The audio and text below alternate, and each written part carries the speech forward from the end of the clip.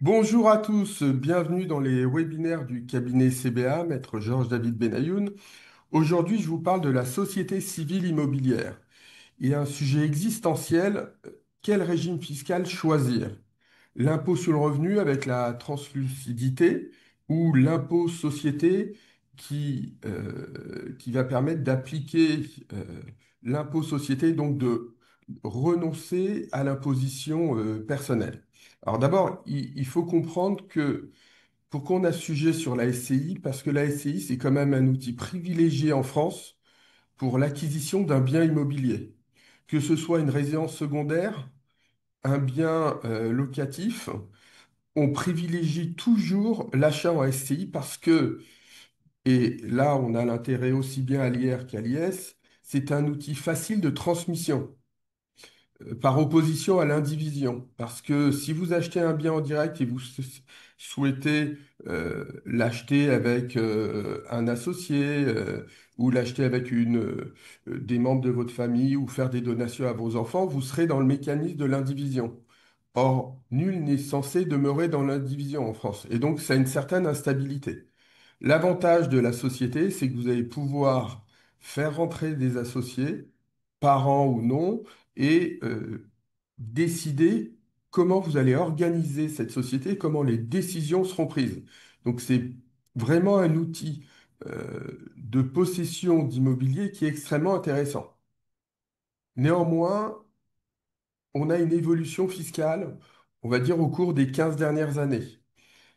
Pourquoi? Parce que à l'origine, les sociétés SCI étaient pratiquement toutes translucides. Alors, ça veut dire quoi, translucide? Ça veut dire que par défaut, une SCI est transparente. C'est ce qu'on appelle les SCI de l'article 8 du CGI. Et donc, les associés sont imposés personnellement sur leur code-part de résultat. Vous êtes une personne physique, ça va remonter dans vos revenus fonciers. Vous êtes une personne morale, à l'IS, ça va remonter dans votre IS. L'impôt va se payer à votre niveau. Donc ça, c'est extrêmement important. Un des avantages de la translucidité, c'était qu'à partir d'une certaine durée de détention, vous allez pouvoir obtenir une exonération sur les plus-values immobilières. Alors ça a beaucoup changé. Ça a beaucoup évolué. On est passé, la dernière évolution date du quinquennat de François Hollande. On est à présent sur une durée de 30 ans pour être totalement exonéré, 22 ans à l'impôt sur le revenu et 30 ans pour les prélèvements sociaux. Et c'est là où c'est un peu long. Et c'est d'autant plus long que la SCI transparente, lorsqu'on est une personne physique, est surimposée. Pourquoi surimposée? Alors, il faut rentrer dans le détail du mécanisme de l'imposition. Vous allez percevoir des loyers, vous allez pouvoir déduire des intérêts d'emprunt, pas le capital, hein, bien évidemment. Contrairement à la structure à l'IS, vous n'allez pas pouvoir amortir le bien. Donc déjà, il y a une imposition plutôt élevée. Mais il y a un autre élément que les personnes voient peu, c'est que la totalité des travaux ne sont pas déductibles. Alors, si vous avez un studio et que vous repassez un coup de peinture et vous modifiez la salle de bain, ça va. Mais si vous faites une grosse rénovation, généralement, ça ne pourra pas rentrer dans la déductibilité des revenus fonciers. Donc on a une assiette au niveau de la déductibilité des charges qui est relativement peu importante. Alors attention, c'est la même assiette que si vous détenez le bien en direct, hein. Il n'y a pas de différence puisqu'on est en transparence. Donc quand je critique la SCI soumise à l'impôt sur le revenu, je critique aussi l'imposition des revenus fonciers. Autre élément important et inconvénient très important, vous ne pouvez pas faire de location meublée dans une SCI. Pourquoi? Parce que la SCI, comme son nom l'indique, est une société civile. Et le fait de donner en location un bien meublé est considéré comme un acte de commerce. Et nous, souvent, il nous arrive de voir des dossiers où, lorsqu'on dit, mais vous faites quoi dans cette SCI? On nous explique, ben, je fais de la location meublée. Je leur dis, attention, Si l'administration s'en rend compte, c'est immédiatement l'IS qui apparaît. Et donc, vous avez payé pendant 5, 10, 15 ans, 20 ans une fiscalité très élevée pour d'un seul coup ne plus bénéficier de l'abattement pour durée de détention dans le cas où vous allez vendre ce bien. Donc, on a sur les SCI transparentes une imposition très forte qui est liée d'abord à l'assiette, parce que les charges sont pas énormément, sont très limitativement euh, déductibles. Et puis, surtout derrière, vous allez avoir l'imposition à l'impôt sur le revenu plus les contributions sociales. Ça signifie que si vous êtes dans une tranche à 30%, plus 17,2 de contribution sociale, ça veut dire que votre foncier va vous coûter 47,2%. Alors, si vous êtes dans la tranche à 45, vous vous rendez compte que l'associé bénéficiaire, c'est plus vous, c'est l'État, puisque vous allez dépasser 62% d'imposition. Et c'est pour ça qu'il faut faire très attention. Et nous, généralement, on vient nous voir avant d'acheter un bien, mais il arrive qu'on vienne nous voir après l'acquisition pour nous dire, mais pourquoi je paye autant d'impôts? Et oui, parce que votre banquier, ce qu'il regarde, lui, c'est vous touchez 1000 de loyer, il vous fait un prêt où vous allez rembourser 700, il se dit, vous êtes très bien. Sauf que sur les 1000 de loyer, vous n'allez pas déduire 700, vous allez déduire 250, 300 au départ, et encore, les taux d'intérêt ayant baissé. Donc, vous allez avoir une différence entre la trésorerie et la fiscalité. Alors, pourquoi on arrive à ce mécanisme-là qui était très fréquemment utilisé, toujours utilisé avant les années 2000 et beaucoup moins depuis? Et parce que tout simplement, à côté de l'impôt sur le revenu, on a un prélèvement qui s'appelle les prélèvements sociaux et qui n'est pas neutre et qui elle, a une incidence énorme. Et donc, se dire, j'attends 30 ans pour être exonéré d'une éventuelle plus-value, mais pendant 30 ans, j'ai une fiscalité qui évolue à la hausse. Parce que quelqu'un qui a acheté un bien, on va dire en 2000, il a eu la chance d'avoir l'augmentation des contributions sociales sous Sarkozy, sous Hollande et sous Macron. Donc ce qu'il avait prévu au début, de toutes les manières, a été faussé par une fiscalité qui a nettement augmenté. Et c'est d'ailleurs le sujet de la société transparente à l'impôt sur le revenu. Alors maintenant, il y a des cas où il faut aller sur la transparence fiscale. Vous achetez par exemple une résidence secondaire. Vous n'avez pas l'obligation de mettre des loyers. Effectivement, la société transparente, il va pas avoir de dépôt de déclaration. Du moins, il va avoir une dépôt de déclaration, mais à zéro. C'est un bon mécanisme qui va servir sur de la transmission. Mais attention. Donc, l'autre possibilité qui s'ouvre à vous, c'est l'option pour l'impôt sur les sociétés, soit au début de vie de l'entreprise ou au cours de la vie de l'entreprise, sachant qu'il faut toujours faire l'option dans les 3 premiers mois de la date de l'année civile et pour que ça s'applique à l'année civile en totalité. Donc, il faut pas rater le coche. Alors, les inconvénients on a vus tout à l'heure vont être des avantages. Et on va voir quels sont les inconvénients de la structure à l'IS. D'abord, on va pouvoir déduire les charges réelles et la totalité des charges. Des travaux, des honoraires sans regarder la qualification, les intérêts d'emprunt, et puis surtout, on va pouvoir amortir le bien. Amortir le bien, ça veut dire comptablement, on va prendre le coût d'acquisition de votre bien immobilier, on va distinguer, alors c'est toujours amusant quand j'en parle avec mes clients, euh, la partie terrain et la partie immeuble, construction, parce que même à Paris, quand vous avez un studio, on met une partie terrain. Généralement, en Île-de-France, on est au minimum à 35% valeur du terrain. Ça peut monter au-dessus. Et en province, on tourne entre 35 et 25%. La règle du 80-20 appliquée automatiquement par beaucoup d'experts comptables, aujourd'hui, elle est totalement dépassée.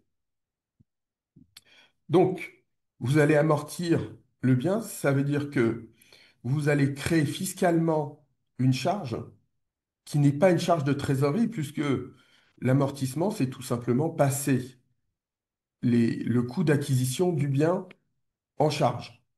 Donc c'est là où c'est extrêmement intéressant. Alors nous, pour nos clients qui viennent nous voir et qui essayent de comprendre et ils veulent qu'on optimise, on fait des calculs et les calculs sont quand même avec des écarts stratosphériques entre l'impôt sur le revenu et puis l'impôt société. L'impôt société, vous allez avoir une première tranche à 15% jusqu'à peu près 42 000 euros et au-dessus 25%. Alors le bien, généralement, on l'amortit selon la qualité du bien. On va dire normalement, on est sur 30 ans d'amortissement. Après, on peut voir quelques règles, mais généralement, on prend 30 ans. Donc, vous avez tout intérêt à être sur un système à l'IS. Maintenant, pourquoi l'IS est encore critiqué? Alors, l'IS est critiqué par ceux qui font jamais de calcul. Pourquoi? Parce qu'il vous explique que lorsque vous allez vendre le bien, vous allez avoir de l'impôt société, contrairement à un système à l'IR qui va baisser. Et surtout, si vous voulez prendre l'argent à titre personnel, vous allez avoir une deuxième fiscalité qui est souvent celle de la distribution de dividendes. Alors oui, ils ont raison, mais c'est là où, dans l'acte d'acquisition, il faut à présent réfléchir de manière totalement différente. Si vous voulez faire un aller-retour sur l'acquisition d'un bien et que vous avez besoin d'argent, passez à l'impôt sur le revenu. Mais si vous voulez constituer un vrai patrimoine immobilier et avoir du revenu récurrent et pas récupérer du capital, tous les calculs démontrent que la SIALIS est beaucoup plus intéressante. Donc, effectivement, si vous achetez un bien, vous l'amortissez un peu, vous le revendez, vous distribuez, mais aujourd'hui, on ne doit plus réfléchir de cette manière quand on a un achat immobilier. L'achat immobilier, il doit, contrairement à ce qu'on faisait il y a quelques années, on ne va pas aller chercher une plus-value ou un capital. Alors, on peut revendre le bien, hein, mais on va aller surtout chercher un rendement qui va vous permettre de tirer continuellement des dividendes. Et sur ce mécanisme, vous allez avoir des écarts considérables. Alors, pourquoi des écarts considérables? Parce que l'IS baisse. Alors, il a baissé. Il baisse partout en Europe aujourd'hui, sauf en France. Et il faut se rappeler que l'IS a baissé sous l'époque de, de François Hollande et Macron a juste tiré le fil parce que c'était déjà prévu, hein. Mais il n'a pas été plus loin, alors que aujourd'hui on est à 25%, on a des pays qui ouvertement, sur plusieurs années, visent les 15 ou 12%. Et pourquoi c'est intéressant? Parce que on a vu tout à l'heure que l'impôt sur le revenu et surtout les contributions sociales augmentent, et c'est pas prêt de s'arrêter quand on lit un peu les journaux le matin. L'impôt société, il peut pas augmenter en France. Il peut pas parce que dans un monde où il y a beaucoup d'échanges et en Europe où on a la même monnaie, la seule variable d'ajustement, c'est la fiscalité. Donc si vous augmentez l'impôt société, alors je ne vous parle pas des multinationales, hein, mais si vous augmentez l'impôt société de base, il y a un problème de compétitivité. On l'a déjà au niveau social en France avec des charges extrêmement élevées. Donc, si vous voulez jouer la pérennité, la SCI à l'IS dans le cadre d'une acquisition, c'est quand même la chose la plus intéressante. Et puis surtout, vous allez pouvoir la relier éventuellement à une holding que vous avez et sur laquelle vous exercez votre activité professionnelle remonter l'argent, vous créez des vrais patrimoines. Parce que sur les chefs d'entreprise, moi je vois, l'expérience démontre que au début, ils créent une société d'exploitation. Au bout de quelques années, ils ont une holding, peut-être plusieurs sociétés. Ils commencent à faire de l'immobilier, puis quand ils vendent leur société d'exploitation, bien souvent, ils se constituent un patrimoine immobilier beaucoup plus important. Donc, l'IS va vraiment permettre de pérenniser, de ramener une rentabilité, et aussi, c'est un outil de transmission. Donc là, on a vu vraiment la différence entre les deux mécanismes. Maintenant, il faut quand même se poser la question, dans quel cas plutôt particulier il est intéressant d'être à l'IR ou à l'IS. En raison de l'amortissement linéaire, la stratégie de capitalisation va la trouver dans une SCI à l'IS. Quand on veut réinvestir quelque chose, et notamment de l'argent qu'on a dans sa holding, sans ressortir l'argent à titre personnel, on le trouve dans la SCI à l'IS. On a aussi un intérêt, c'est que dans la SCI à l'IS, vous allez pouvoir faire de la location nue, mais aussi de la location meublée. Vous n'avez pas le risque de requalification. Et vous pouvez venir de l'un à l'autre sans aucune difficulté. Alors, la SI allière, elle va être plutôt adaptée si vous avez prévu de faire du déficit foncier. C'est-à-dire que si vous avez une activité, vous achetez quelques biens avec de gros travaux et vous allez pouvoir remonter dans la limite de 10 700 € euh, le déficit sur vos revenus globaux à l'impôt sur le revenu. Mais le problème, c'est qu'il y a un moment, faire des travaux, ça coûte. Et puis surtout, il y a un moment où on ne peut plus faire de travaux. Deuxièmement, pour transmettre ou céder après 22 ans. Pourquoi c'est intéressant? Parce que moi, lorsqu'on vient me voir, on me dit, mais regardez, j'en peux plus de la fiscalité. Je leur dis, attention, c'est bien l'IS, mais votre bien, il est entièrement remboursé. Vous l'avez depuis 20 ans. Je ne vais pas obligatoirement vous faire passer à l'impôt société.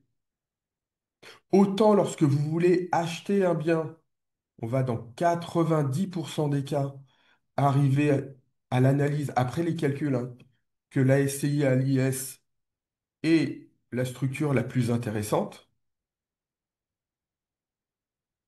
Autant si le bien est détenu depuis très longtemps, faut plutôt aller chercher une cession, même une cession à une société que l'on crée par ailleurs, pour pouvoir récupérer cette plus-value latente et amortir sur une nouvelle base.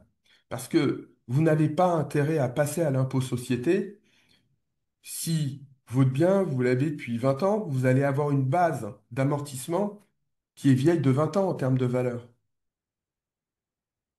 Donc, il y a vraiment une réflexion d'ensemble et le but du fiscaliste, c'est aussi d'écouter pourquoi vous constituez ce patrimoine, dans quel objectif, pérennité, pas pérennité, transmission, faire un coup, est-ce que vous voulez faire du marchand de biens? Autant d'éléments qui sont extrêmement importants. Donc, en conclusion, je rappelle comment choisir. Si on veut acheter une résidence secondaire, on reste à l'impôt sur le revenu. Si on a une stratégie de long terme sans cession, c'est de l'impôt société. Si on a un objectif à court terme, c'est plutôt de l'impôt sur le revenu. Si on a un projet à forte rentabilité locative, vous attendez des loyers importants parce que en faisant quelques travaux, vous allez vraiment transformer le bien, ben, il faut passer à l'impôt société. Puis, il y a le dernier cas qui est celui du démembrement. Le démembrement peut être une solution pour ceux qui sont à l'impôt sur le revenu. Ça signifie quoi le démembrement? Ça veut dire que vous allez céder l'usufruit de manière temporaire à une société qui est soumise à l'impôt sur les sociétés. Et donc, pendant 10 ans, 12 ans, 15 ans, votre bien et les parts de la SCI vous appartiendront uniquement en nue propriété. Au bout de 15 ans, vous les récupérez, mais pendant 15 ans, vous n'aurez pas eu les incidences fiscales importantes on va dire, de la transparence fiscale et donc de l'impôt sur le revenu. Donc ça peut être une solution. Alors attention, c'est des montages qu'il faut quand même regarder de très près parce qu'on peut avoir des remises en cause et on a de plus en plus de remises en cause par l'administration fiscale, mais ça peut être une solution intermédiaire. Maintenant, par rapport au titre de ce webinaire, vous pouvez aussi regarder des acquisitions sur d'autres typologies de structures, ce qu'on appelle la SRL de famille, ou faire du LMNP. Alors, vous verrez que chaque structure, chaque typologie a son inconvénient. Euh, la SRL de famille, c'est plutôt pour des patrimoines très élevés. Le LMNP, il vient quasiment d'être enterré avec les dernières dispositions de la loi de finances pour 2025 parce que quand vous le revendez, on vous reprend l'amortissement que vous avez déduit. Donc ça risque de faire plutôt mal. Et à ces conditions, autant passer sur une structure à, à l'IS. Et puis le problème de l'allocation meublée, c'est que quand vous détenez en propre, c'est très difficile pour transmettre. Donc voilà, vous voyez que le sujet est extrêmement passionnant. Il y a plein de petits détails qui pour moi ne sont pas des détails parce qu'ils peuvent avoir des incidences sur les mécanismes d'acquisition et plus tard. Il faut bien penser que l'acquisition d'immobilier, c'est chose qui se réfléchit sur 10 ans ou 15 ans grand minimum. Donc c'est vrai que nous, quand on compare, on regarde, on évalue le loyer moyen et puis on va regarder la fiscalité, comment elle évolue sur 15 ans.